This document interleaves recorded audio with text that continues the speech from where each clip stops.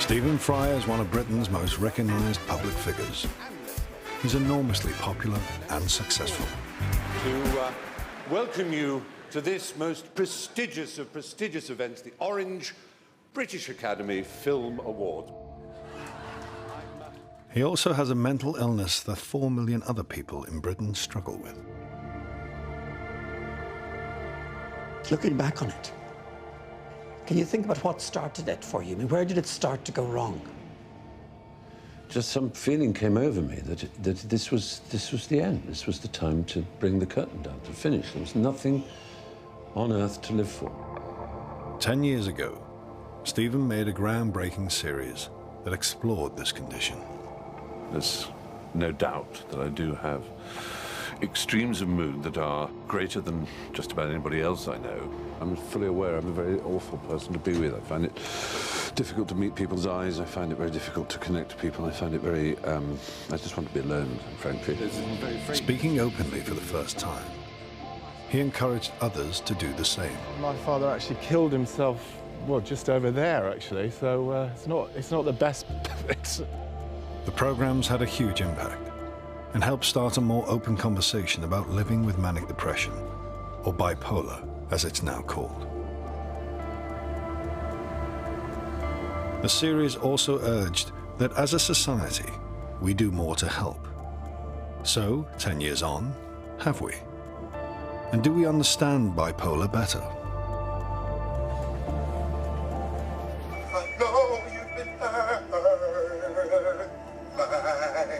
The entire world is looking at you, predominantly 70%, like you're full alien. Wow. Is treatment for bipolar better? He went to the doctors and he was prescribed some antidepressants of some sort. One sent him worse than ever, and the other he just was like a zombie. So I had a week where I had no feelings and no emotions, and that was a concern for me. Is it any easier for young people now to admit they have bipolar? Shared it on Facebook. The response I had was just amazing. I'd never expected that, and it was just so positive comments and messages and emails. And how is Stephen coping a decade later? You will have this the rest of your life, in my view. What you're not talking about is curing me. I do think the medication will reduce their severity. So, 10 years on, is there a brighter future for those with bipolar?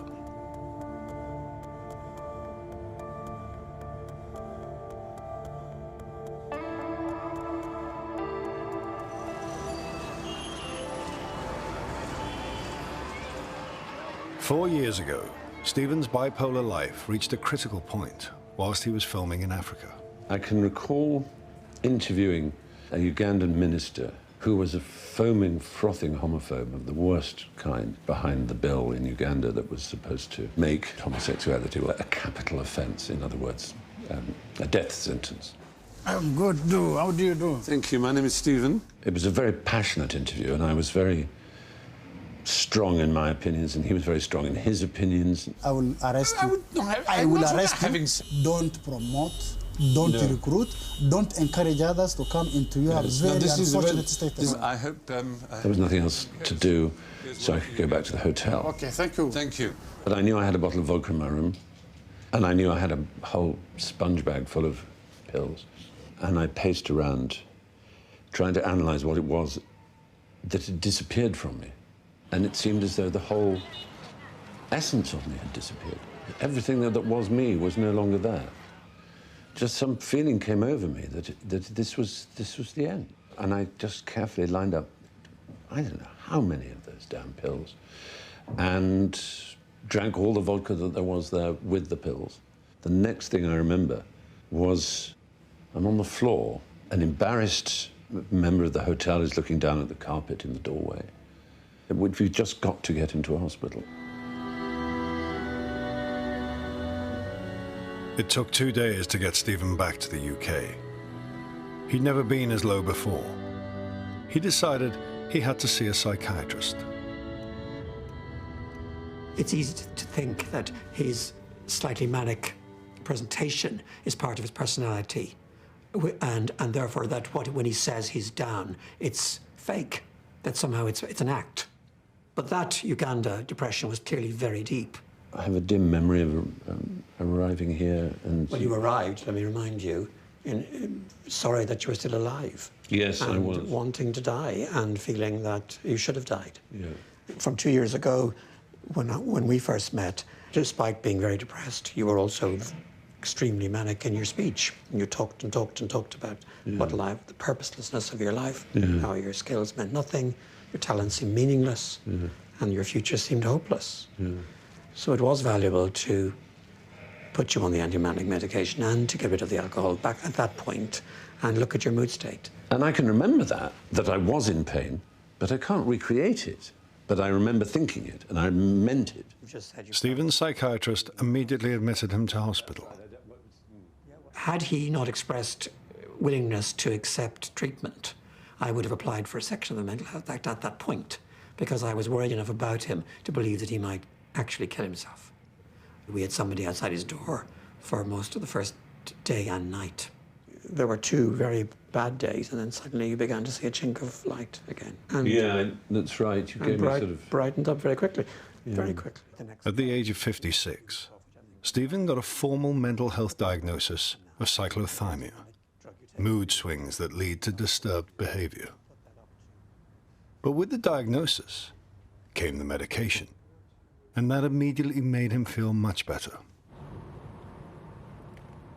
It's often said that early diagnosis is crucial to helping people live a happier, safer life. Cordelia? Hi. How nice to meet you. I'm Stephen. Hello. Come in. I mean, that's what you say. In the first series, Stephen met Cordelia, who was diagnosed at 22 after a distressing time at Oxford University. I am not going to be a lawyer or a doctor or something with my illness. I can bear... Cordelia, then 26, but struggling even with medication to manage her mood swings. 8, inflated self-esteem, rapid thoughts and speech, counterproductive simultaneous tasks. Yeah. Yes, I recognise That's that about where I was when I was in hospital, about 8. No, I think you were at 9. I was not in touch with reality. I was not paranoid and vindictive. Stephen watched Cordelia tell her therapist how destructive bipolarity was to her dreams of becoming a writer. What I had thought is that when I was depressed, I would be able to write about being depressed, but I actually can't. I can't even write about being depressed when I'm depressed. I can't really write about anything. I'm never going to be able to write again. I'm never going to be able to, you know, go out and socialise again. I'm never going to be able to really do anything again. I mean, what does it say about you if you can't write? Can you say it? She looks like she wants to walk out now. The writing is something that I'm good at, and that... So if you can't do that, that's the final straw? Yeah. First impressions, 10 years on, seem positive. Cordelia had written a novel, and a daily blog charts her mood cycles. June the 9th, 2014. What you should be doing is resting, regrouping, sleeping, but you're buzzing and you can't sleep, can't sleep, can't sleep. When she's low, she even gives a name to her depression. She calls it the Panther. November the 6th, 2014. Waking up late, there's a heavy weight on my chest. Opening my eyes, I see the panther next to me, one huge paw draped over me. I've been expecting you, I say. I was 26 years old and I had this optimism that I would overcome my mental disorder and go on and live some much more productive life. And of course, I haven't done. You know, I'm still dealing with my mental disorder every day of my life, as is everyone else I know who has one. May the 1st, 2015. There's a wren flying around the house, trying to get out, and she can't, and you're chasing after her, trying to coax her towards the door, and you've got to chase her out. The wren flies into your mouth and down your esophagus, and the flapping wings of the tiny, terrified bird are beating in your head now, and in your throat, and in your heart, and your heart beats too fast, and your chest is tight. It doesn't stop. This is anxiety. It happens when my mood is too high or too low, or sometimes it just comes out of nowhere. I can be in a safe place, and suddenly the bird is flapping around inside my head and my stomach, and I have to leave wherever I am. When she's depressed, she's so totally negative about everything. She thinks that she's worthless, her life is worthless. She keeps saying, why can't I just die? And she has tried to commit suicide 4 times. 10 years ago, Cordelia could still lead a social life, going to London with her friend, Naomi. Now Naomi's life has moved on. She is happily married and has a baby. They still meet up, but Naomi sees just how much being bipolar still shapes Cordelia's life. To me, it seems like you're doing loads. You're managing your blog every day, and it's great, yeah? And you're working. Yes. You are seeing a whole and 2 days a speaking week. to friends, and you're maintaining a relationship. Yeah, well, You know? I am maintaining a relationship. That's probably the main thing I'm doing. Do you still feel that you have as many highs? Yeah. As well? Yeah. And as extreme? Yeah. Really? Well, yeah. My highs are a bit worse now. I think it's because of adding all these new drugs in. And it's like, you know, if it was sort of, here's something that will make you happy and thin, then that would be one thing. But it's like, here is something that will make you fat and make you sweaty and make you not be able to sleep, but you've got to have it. And that's just not a very nice choice. Or not choice. There isn't a choice. Yeah.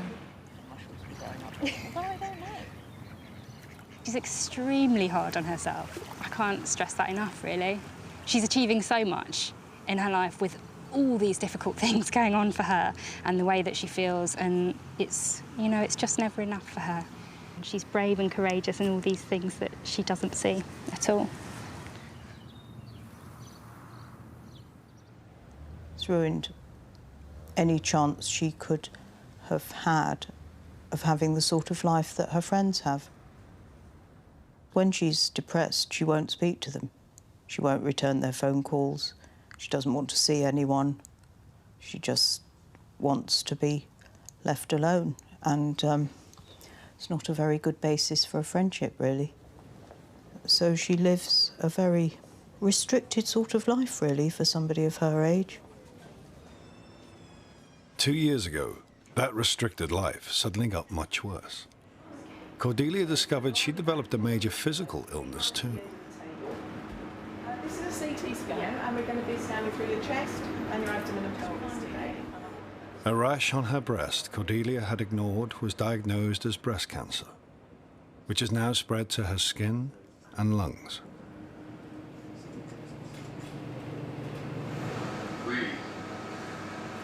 Here we are at the hospital of death and cancer, going into a scan to see if my cancer in my lungs is better or worse.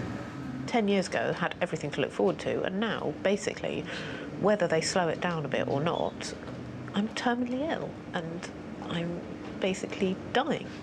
They don't know how long. They don't know if it will or it won't. But every time we thought there might be some hope, it always turned out worse than we expected, didn't it? I think we've just given up hoping for things now, and we're just trying to have as much fun as we can.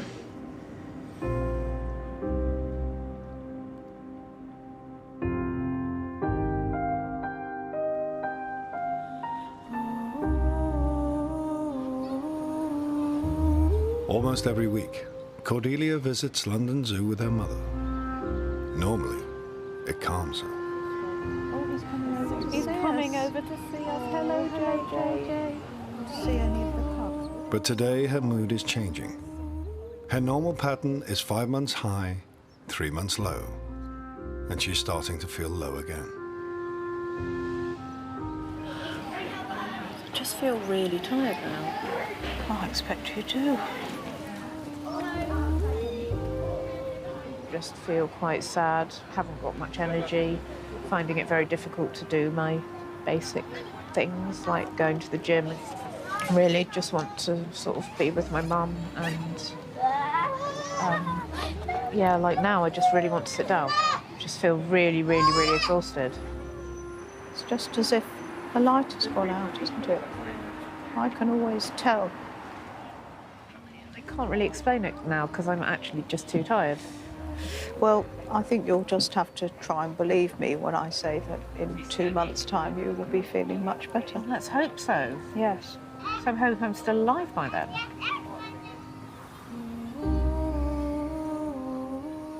Breast cancer doesn't annoy me all the time. It's not like every day I think about it in the way that I think about my mental disorder every day. It's weird. It's really quite different.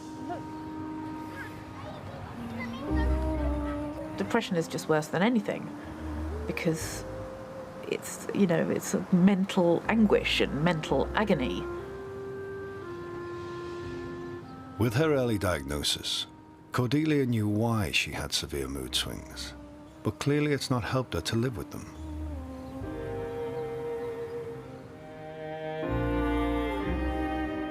For Stephen, though, his diagnosis of cyclothymia brought treatment that seemed to help. But recently, his behavior has been causing concern.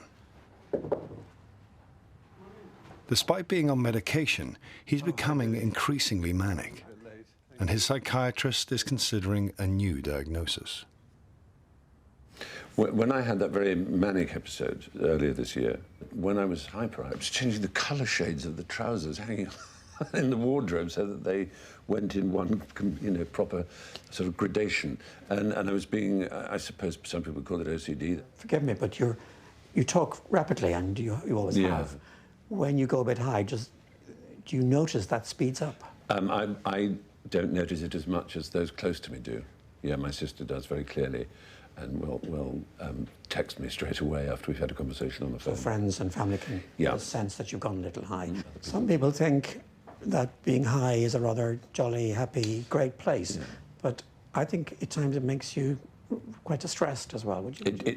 Absolutely. This particular time, I was saying, I think to you and certainly to my close friends and family, I said, you know, please don't send straight away for an ambulance, but I think I know how Joan of Arc felt. You know, I think I understand some of this sort of inner radiant sense of absolute purpose and complete confidence and drive and kind of connection to the entire universe. It sounded absolutely piffle when you think about it. So filled with a kind of inner energy that is so exciting. The character I compared myself to is Howard Beale, you know, the posthumous Oscar-winning performance by Peter Finch in the film Network. He talks about being filled and charged with an extraordinary energy. But he refuses to believe he's mad. He thinks he is a prophet. And fortunately, I didn't go down that line. Do you think that was one of the more manic phases you've had recently? Definitely, yes, yeah. 2 years ago, when you came in first time, we were thinking about a diagnosis then of a mixed state, so a cyclothymic state. Yes. Now, in the intervening period, I think we would have to concede that you've had a manic episode, certainly one. Yes. And I think that means we need to probably review the diagnosis. Yeah. So that rather than it being a cyclothymic disorder, I think you have to accept now that it's a bipolar type 1 disorder. Right. I think you do have a true condition. Yeah. And we've got to treat that appropriately. Yes. I had long clung to the idea that I was cyclothymic, which is a sort of mixed state. What marked it out for Billy, and I think I'd kind of come to terms with it myself, was the increasing periods of mania and sleeplessness and restlessness, which are of a different order to the bustling energy that I sometimes have. The lowering thought is that it is getting worse in me, and cyclothymia to bipolar 1 is a bad jump. I will have to be more careful with myself. I think I'll have to be less abandoned about the way I live. I need really to know more about what will happen to me if I'm not careful. This new diagnosis will bring new medication to help control Stephen's mood swings. One aspect of Stephen's manic moments so far in which he is fortunate is that they've happened in private. Many with bipolar aren't so lucky. Their manic behavior is in front of us, the public, and the reaction can be brutal. In June 2012, Alika, a 21-year-old budding musician in London, took this train journey from Dollis Hill to Waterloo. On board the train, he listened to his music, as always, completely unaware that he was about to be seen by millions. Tell you, you don't care, it feels true. I know you've been hurt by someone else. The man who secretly filmed Alika from his phone uploaded the video that night onto YouTube. Within a day, over 2 million people had watched Alika's moment. The entire world is looking at you, predominantly 70%, like you're full. There's a lot of hurtful things. Need shooting. Black X Factor for these tuneless, talentless, self-absorbed fucks. Alien, wow. Humans, what a mass of parasites. Nice. I just remember basically, that was the beginning of me going, fuck everything, I want to run away. Things like this, it's literally destroying me. Let me just lock myself away. That's it. Alika's mum saw her son's mood change. We hardly see him.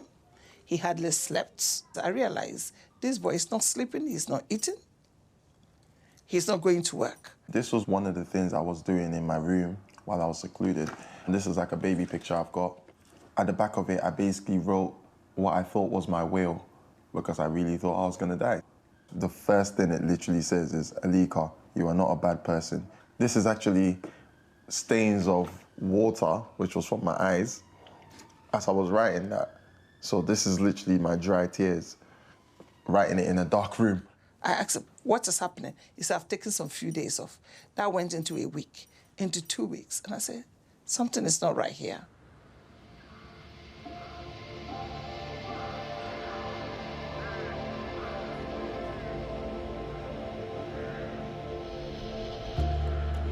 Eventually, Alika decided to take a dangerous step.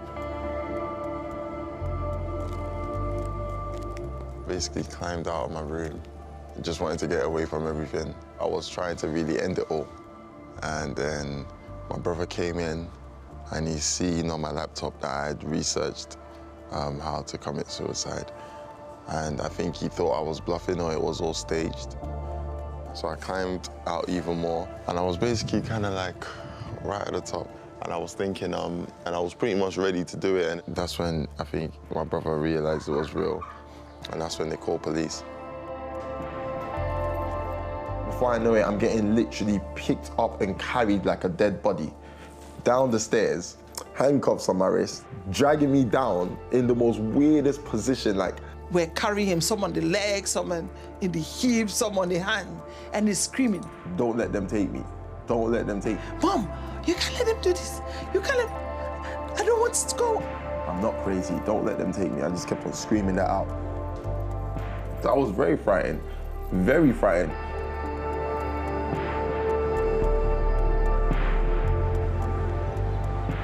Alika was placed under section in a psychiatric hospital for 4 months. I've been explained and told that you have an episode of psychosis. You're going through one of those times where you don't know the difference between reality and dream. And then all of a sudden on the last day, oh yeah, so we've determined you have bipolar. I think they even said type 1. Despite the public humiliation of his breakdown and what triggered it, in the 3 years since, Alika hasn't hidden away. Instead, he's taken his experience of being a target of abuse and uses it to confront the stigma surrounding mental illness. You don't care, it feels true. I know you've been hurt by someone else. Having bipolar is a very hard thing to deal with. I think the hardest thing about it is when you know that no one will really understand, when you become looked at as some sort of freak. I know it sounds cliche, but there's always that at the end of the tunnel. And if it doesn't kill you, it makes you stronger. And I'm proof.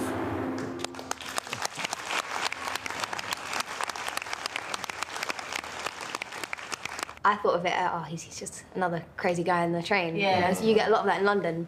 But then after, obviously, you said it, I was just like, oh, you know, that's where it hit. And I felt guilty for laughing at you because I don't know what it feels like to be in your shoes. Some of the comments were like extremely racist or extremely inhumane and extremely like negative, like he should die. It's like, wow, someone was having a breakdown and singing out loud in the tube and they should die for that. When you're, you know, maybe posting a comment, you don't realise the effect that it will have on the person you're commenting about. Yeah. You know, you think it's banter, but to them it really hurts, and it could keep them awake at night, what you said. But, you know, behind a computer screen, you don't realise that. You just think, oh, lol, I'm being funny. But for me, that's a subject quite close to my heart because one of my friends took their lives. When he passed away, it wasn't us that was not trying to talk about it. It was the adults that tried to keep it, like, hushed, and nobody wanted to talk about it. So like they were creating the stigma. and we wanted to understand, like, but obviously No one wanted to tell. No one wanted to tell. They didn't want to tell us. People use bipolar as an insult nowadays. Oh, you're bipolar, you know, get your mood together, stuff like that. And so you tend to stay away from people who you think aren't okay. If we were educated about all these things, we'd know that it is literally an illness. The brain can get sick just as much as the body can get sick. This isn't a choice. People who I've spoken with about this have all been like my age groups, and over time they've just naturally become negative, which is what I feel like a lot of adults do, and I hope you guys don't do the same. Don't judge a book by its cover. So before you judge anyone or before you condemn anyone or like take part in mocking and shaming people, just remember that could be you, and that's it. Alika's decision to fight back against the stigma he faced is part of how he forged his recovery. With the more serious diagnosis of bipolar 1, Stephen's psychiatrist wants him to be aware of what might threaten his recovery. I remember in a 5-month period before you saw me, you'd visited 20 countries, you'd crossed 3 time zones, and you were burnt out by then. And I understand you've now done a lot of travelling in the last week. Yes, last week I went to San Francisco for a day.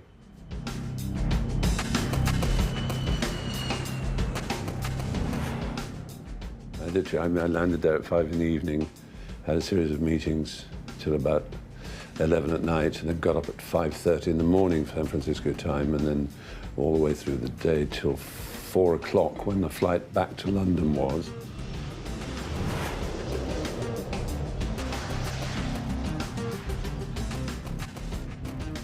And then flew to Chennai in India, arriving there at 5:30 in the morning.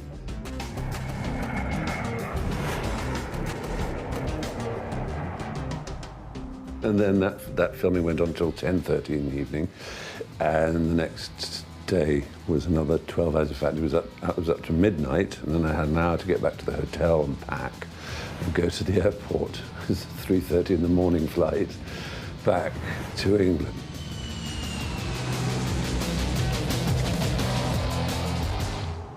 I don't usually think of myself as an anxious person.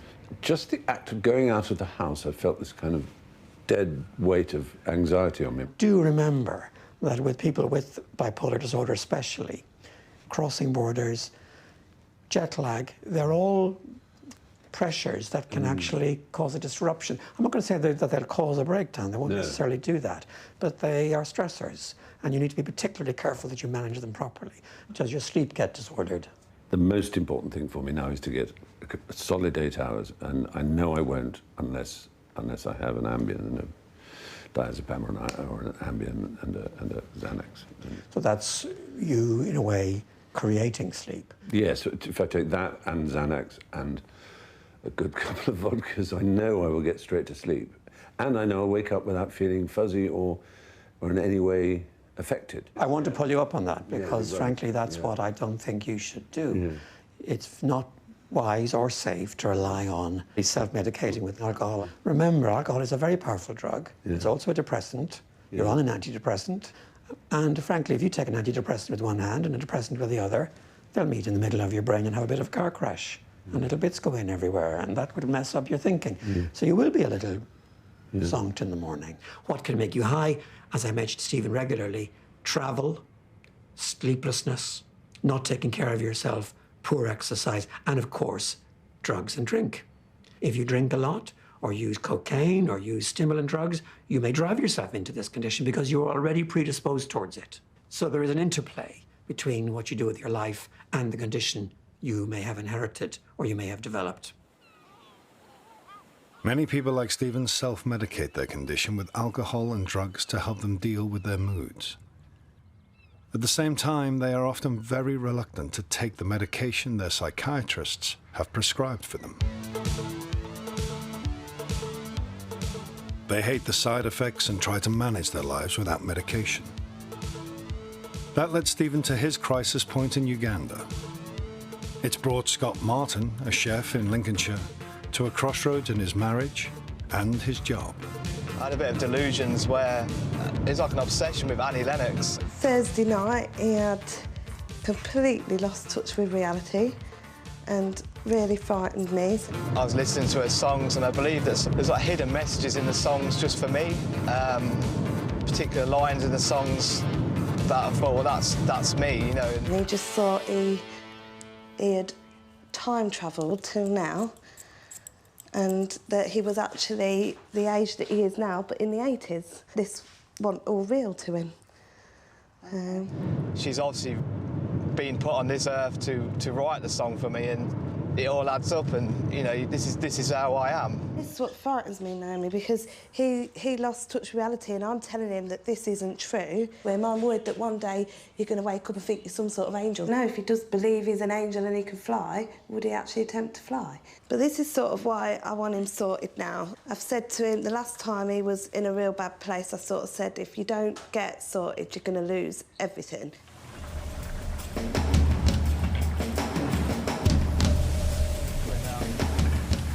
Be like a bear on a morning shift, and then in the evening when he comes in, completely different, raring to go. For the last 5 years, Scott's held down a chef's job here, but only just, and only because his boss is determined to help him. The difference in temperament within a 12-hour, 6-hour span was quite marked, really. He's one person and then he's another person. He changes from being happy to then like being sort of moody and then just snaps back to how he was. Don't chuck away that pan though. He slowly loses all his friends because his sudden outbursts on some people that can have such an impact they'll never speak to him again. So, yes, park bench material is where he could be. Scott's family life is no easier. His mania is making him so anxious, he simply cannot enjoy going out with his wife and children. I don't think I can do this. I don't think I can do this. I just look around and think, well, who's that there? And do I know them? And it doesn't look busy, but to me, it just seems like loads of people. I can hear everything they're saying. It's just, you know, it's just too much for it. Nervous and worried and people staring, I suppose, and paranoid and all of it.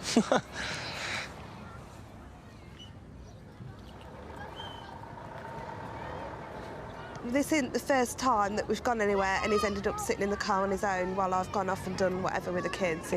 Sometimes he thinks, yeah, I'm going to try and do this and I am going to do it, and then he gets there and he can't. He just can't make himself do it.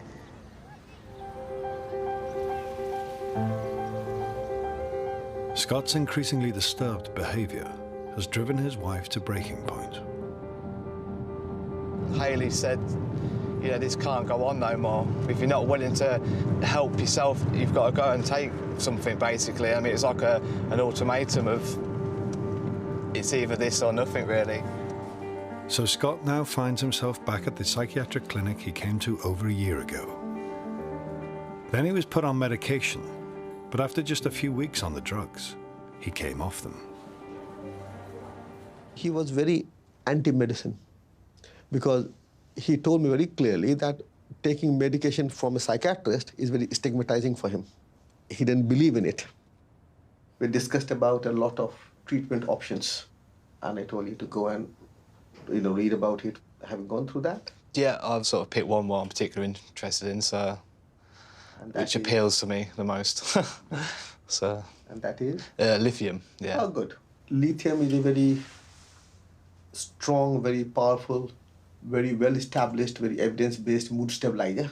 Yep. How it works, even now in 2015, we don't know. Okay. But it works very well. It goes to your brain, and they alter the mechanism, and within a week or two, you'll feel that mood gets stabilized. Yep.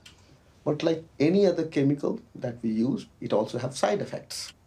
Some people feel that they have some weight gain. I mean, that was an issue for me, so... Yeah, so we'll talk about it. Yeah. It's sort of known as like a zombie drug, you know, and that was my big issue with it, but I mean, you've covered... No, I don't think it will cause you that zombie feeling. Yeah. When I looked through all of the drugs available, they all had these side effects. I think you just have to learn that the side effects are going to be there, but you've got to give it the patience to carry on with it. But last time Scott didn't have that patience. Within a month he came off his meds because, in his words, he felt fat and like a zombie. A complaint voiced by many who have been put on antidepressants and mood stabilizers. The question is, will it be different now? You knock pans and knock things off and catch plates. His processes were a little slower than he usually moves about, which I thought was the worry of him taking this particular drug as well. I had a week where I had no feelings and no emotions, and you know, and that was a concern for me because I was quite an emotional person. And to suddenly realise what it's like to have no emotion, then you think there's something wrong. Scott has retreated into his own company, and in the second week of his medication, discovers another worrying side effect. I was sleeping, nightmares, and I felt as if I was awake in my sleep. It was frightening to think, well, is this going to be like this for every night I go to sleep? Towards the end of that second week, he was staying up till early hours in the morning because I think he was scared that he was going to go into it again, so he'd stop himself going to bed. I always just wonder about when he's down on his own at night, if he's not well, he didn't ought to be left on his own. Even though he tells me he wants to be on his own, he doesn't really. I know he doesn't really. It's now 6 weeks, and Scott is still on the meds. His psychiatrist wants to do a follow-up assessment. So let's talk about what are the good things that have happened to you. What are the positive things that have happened? I think the positive things, I feel a bit more calmer, bit more able to be in social situations, and perhaps my mind's clear as well. That's the big thing for me. I've not been overthinking things. Have you noticed any change in your sleep pattern yet? Initially, I felt as if I was staying awake a bit more, and I had a few like a nightmare type symptom. Right. What kind of nightmares? It was kind of like I was awake in my sleep, and it sort of put me off going to sleep, so then I was staying up. But that's past now. Yeah, I mean, that was probably 2 or 3 weeks into it. So on a scale of 0 to 10, if 0 was where you started, and 10 is very well, where would you put yourself now? 6, 7. 6, 7? Yeah. That's very impressive. They've took to me well, you know. Other medications I didn't have no faith in, but this one just, yeah, I feel more myself. But there is a sting in the tail for Scott. To build on the success of lithium so far, Dr. Jha wants Scott to double his daily dose. I need to double my dosage Right. because my levels aren't quite higher. So he wants to stick me on to 800 instead of 400. Will they not get worse with it being a double dose? He never mentioned, so I'll just have to see how it goes. Well, I just know when you first started taking them, you felt quite poorly for a start, didn't you? Yeah, well... Could that happen again? Potentially. I'll see. I feel well, so Yeah. if I have any problems, I can just contact him, can't I? So. But again, you can say this now because you've been good just lately. When you're not good, will you still be saying the same then? Or will you be telling me off because I'm interfering and controlling and... We'll wait and see, won't we? We'll have to wait and see. Well, hopefully it won't come to that. Okay, come in, kids. You can jump in. Scott then surprises Hayley by agreeing to a trip to town with the family.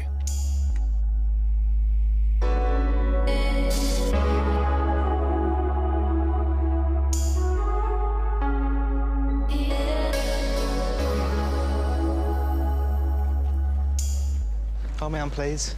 Good boy. He looks sweaty. Got the hot hands. Keep following Daddy. I think they've definitely noticed that Daddy's calmer and happier and, you know, happier to be around us all and have us all together. And I think he does try to do it. I think it's still there, eating away at him, you know, the anxiety of it all, but he just tries to do it and tries to control it.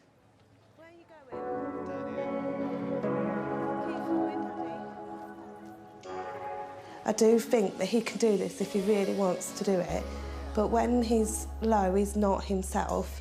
He's not always like in control of what he's saying and what he's thinking, and that's when I'm worried that he'll say, no, I'm not doing it anymore. I believe lithium works better the longer you've been on it, so we're talking like years, not weeks or days. I do think it's the beginning of a journey, but hopefully he'll get through it. When Scott was first diagnosed, Hayley thought this was a breakthrough. Scott's behaviour would improve. Now she realises it's an illness he and the family will have to cope with for the rest of his life. And Scott will have to accept taking medication as a vital part of that. There is no guarantee of the condition easing.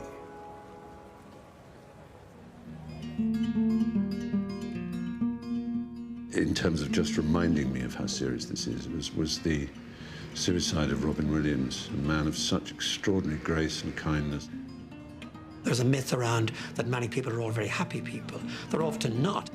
And having to be the funny person in the party and the one that everyone relies on to be the life and soul is very exhausting for a lot of people. And that's why some comedians and some very funny people become extremely depressed when they go down. And often, of course, suicidal, and there are, as you know, many comedians who've actually killed themselves. It reminded me that this is not a condition that's ever going to go away. That what you're not talking about is curing me. You're talking about how best I can cope with something that's going to live with me. Robin Williams' death just reminded me he's older than me, and that these things, these ghosts don't go away. No, but I think we can do lots to reduce the risk of anything awful happening to your thinking, so that it drives you towards doing something to yourself. But I think you're right. You will have this for the rest of your life, in my view. We will do what we can to reduce the frequency of the attacks. But the tendency is for, as people get older, for the interval between episodes to shorten slightly. But with good treatment, we can make that as manageable as possible. I am more alert now than I've ever been in my life to my own moods. But it's never going to get off my back, this monkey. This is always going to be there. And no matter how things seem to be going well one day, there's always the possibility of just me getting it wrong. Stephen now accepts just how dangerous his mental illness is. Managing it going forward is a daunting prospect. But Stephen's in his 50s. For a teenager discovering they're bipolar means decades of treatment and a life change forever. 3 months before, literally no sign of anything. I was just, no one would have suspected. 6 years ago, Rachel Edwards lived in this Norfolk village. She appeared a happy teenager, but she wasn't. It would be kind of like at night time when I'm on my own, and I used to like cry and stuff because I just felt so low, but I didn't know why. And she had a couple of jobs. She worked at the swimming pool here as a lifeguard, and she worked also in the old people's home, did cleaning. And she suddenly started getting really sort of tearful and tired, and I said, "You're overdoing it." Looking back, we just thought, oh, she's just overworking. She just wants the money. I was very, very low for about a week, and I couldn't stop crying. I didn't know what was wrong with me. And then suddenly, my mood started to elevate, while I was away on a college trip to Amsterdam.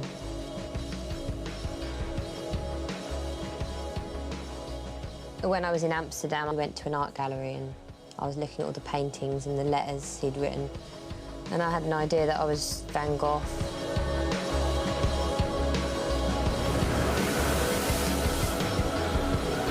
The ferry trip back to England was rough, but Rachel decided she could control the weather.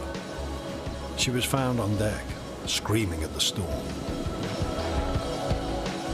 Her parents were called to take her home to Norfolk. That weekend, worried about leaving her, they brought Rachel with them to their London flat. I got her into bed and I fell asleep. And then she had got up while I was asleep, and that's when it happened. Got dressed into like a nice outfit, put my bag on, done my makeup, and went out onto the balcony.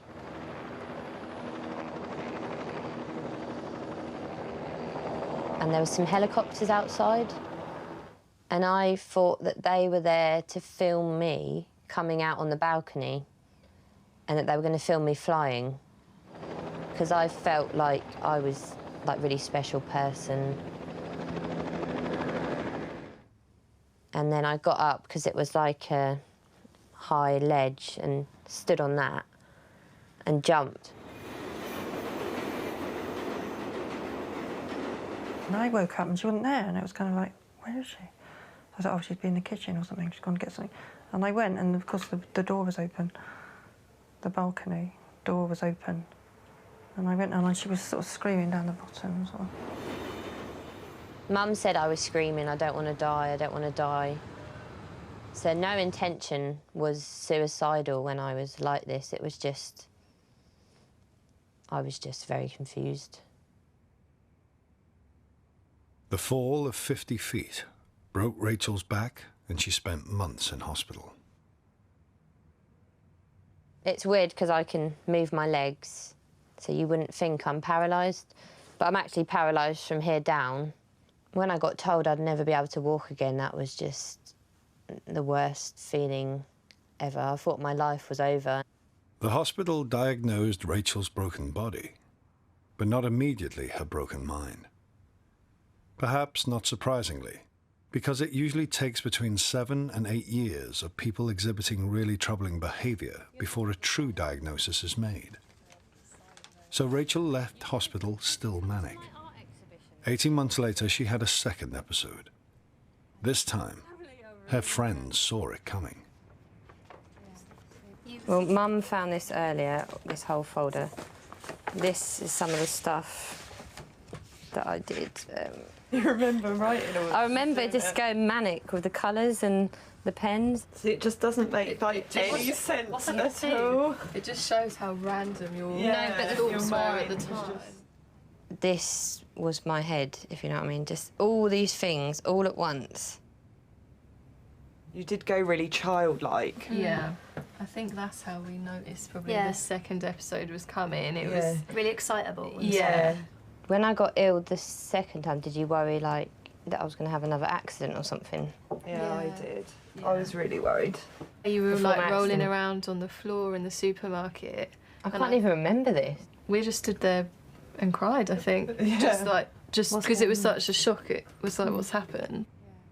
Rachel's behavior became more and more troubling, until one night she decided again to jump.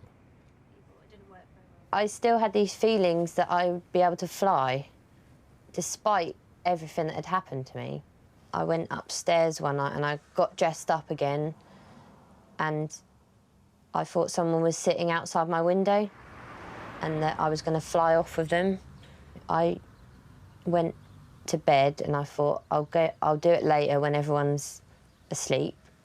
I went to bed and luckily didn't wake up until the morning, and then I had different ideas by the morning. Always hate that. It took that second attempt to jump before Rachel was formally diagnosed bipolar and prescribed medication. Despite that, she still has severe mood swings and is judged at risk.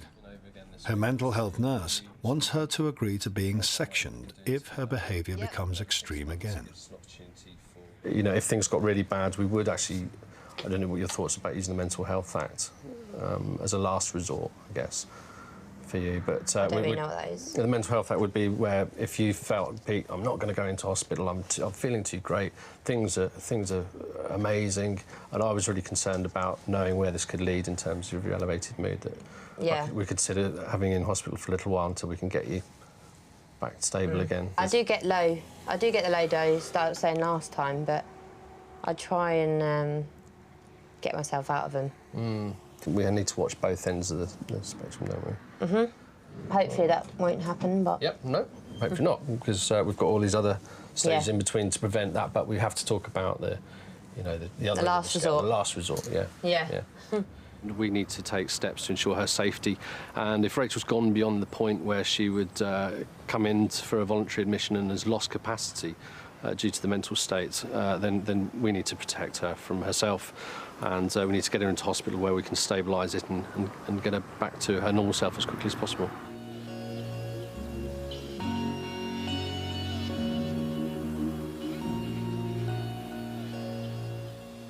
Didn't I plant some blackberries? No. Blueberries? The blueberries? Yeah, they died. Oh. I was telling Dad last night, Yeah. if I was to get ill again, bringing me up here would probably be the best thing. Yeah, it's very therapeutic. She's very brave, and she had a lot of pain. You do question why her, you know, what's she done to deserve it, but it's not up to us, is it? How these things happen, they just happen. Knowing now she's bipolar faces Rachel with a familiar challenge. Familiar, that is, to the mentally ill. People don't understand mental health, or they don't know about bipolar, and I thought if I told people the truth that I'd jumped off the balcony because I thought I could fly, then people are just going to think I'm absolutely nuts, which is why when people ask me, I just say, oh, I fell off a balcony. But one day I saw the Mental Health Awareness Day on TV, and it just got me thinking, and I just decided to write a blog about it, about my accident and about mental health, to raise awareness, really. Shared it on Facebook. The response I had was just amazing. I'd never expected that, and it was just so positive comments and messages and emails. Encouraged by the reaction to going public about being bipolar, Rachel's now determined to take her experience to those who most need help. She's training in Norwich to be a peer support worker for people with mental health problems. So why would that help somebody, do you reckon, hearing how you do it? They might feel more open and hearing our story. The other week on one of the workshops, I was chatting to a lady afterwards, and when I left her, she said, "You've actually really inspired me." And that was really nice, because that is going to be part of our role, really, to inspire.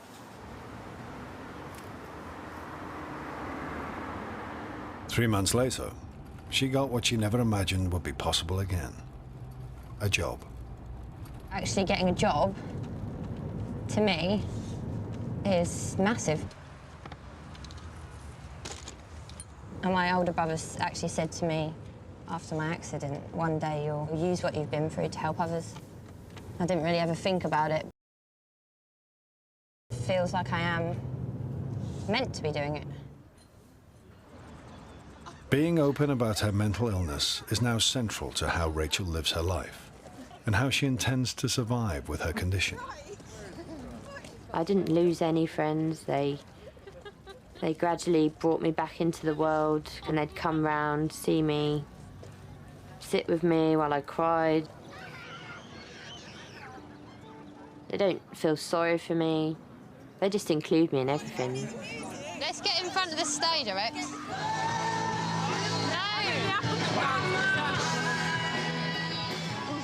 We've been to festivals, even though it's hard in the mud. getting around. They always include me in everything, which is what you want, really. I wouldn't want people feeling sorry for me, because to me now, I'm fine.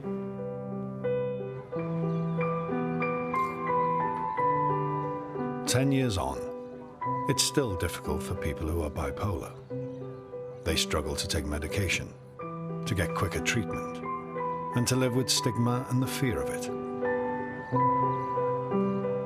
But as Stephen knows, people like Rachel show a way forward, the triumph of spirit over misfortune. He hopes we get the message. I'm very proud of the fact that as president of Mind, it's more talked about. Politicians talk about it more.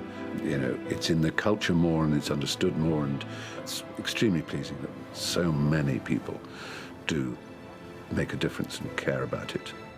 As always, it's the young who are so much more sympathetic now. There are generations before. They're so much better informed, and that can only increase.